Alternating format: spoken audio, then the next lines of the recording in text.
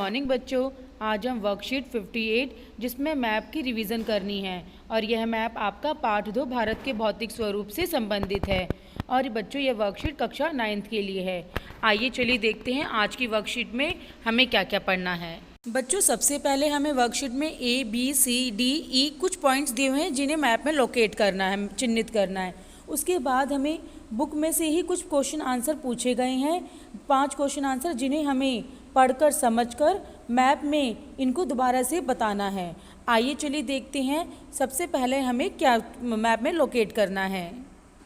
सबसे पहले है अरावली पर्वत। हमें अरावली पर्वत की स्थिति के बारे में बताना है कि कहाँ पर स्थित है। बच्चों अरावली पर्वत जो है वो राजस्थान में पाई जाती है। यह अरावली पर्वत राजस्थान के थोड़े पश्चिमी इलाके के आसपास पाई जाती है और अरावली पर्वत के पश्चिम में आपका थार मरुस्थल शुरू हो जाता है। तो बच्चों अरावली पर्वत कहाँ पर है? राजस्थान में। अगला पॉइंट है अनायमुदी पर्वत चोटी। बच्चों ये अनायमुदी पर्वत चोटी जो है आपकी केरल में पाई जाती है और यह पश्चिमी घाट की सबसे ऊंची चोटी है अनायमुदी।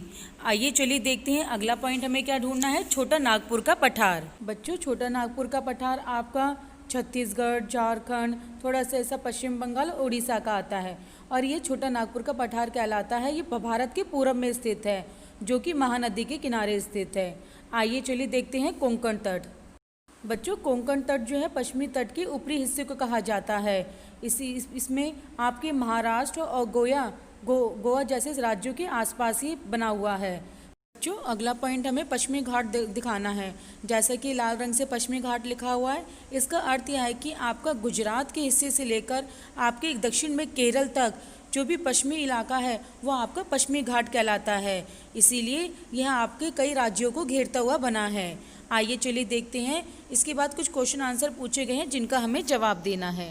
पहला प्रश्न है काराकोरम श्रेणी में सबसे ऊंची चोटी कौन सी है? तो बच्चों पहले हमें ये ढूंढना है कि काराकोरम श्रेणी कहाँ पर है।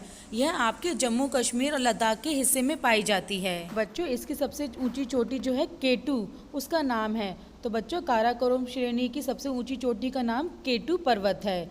आइए चलिए देखते हैं अगला क्वेश्चन। नर्मदा और तापी नदियों के बीच कौन सी पर्वत श्रृंखला स्थित है? तो बच्चों नर्मदा और तापी जो नदियां अरब सागर में गिरती हैं, इनके बीच में सतपुड़ा श्रेणी जो है वो स्थित है जो कि आपके गुजरात, थोड़ा सा ऐसा महाराष्ट्र और मध्य प्रदेश के बीच में स्थित है। आइए चलिए देखते हैं अगला क्वेश्चन। प्रश्न 3, विंध्य श्रेणी के उत्तर में कौन सा पठार स्थित है?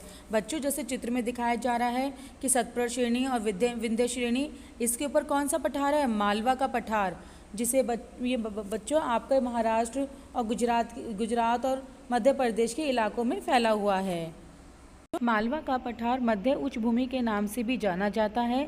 विंध्य श्रृंखला दक्षिण में मध्य उच्च भूमि तथा उत्तर पश्चिम में अरावली पर्वत श्रृंखला से घिरा हुआ है। अगला प्रश्न है कोरोमंडल तट के पास स्थित भारत के 2 राज्यों के नाम बताइए। बच्चों कोरोमंडल तट जो है आपका भारत के सबसे दक्षिणी इलाके में पूर्व की तरफ फैला हुआ है जैसा कि चित्र में दिखाया गया है। और बच्चों यह आपके 2 राज्य आंध्र प्रदेश और तमिलनाडु के हैं जो इसके पास स्थित हैं। इसे हम भारत के राजनीतिक मानचित्र की सहायता से भी समझ लेते हैं कि बच्चों चित्र में दिखाया गया तमिलनाडु भारत के मानचित्र में किस दिशा में स्थित है?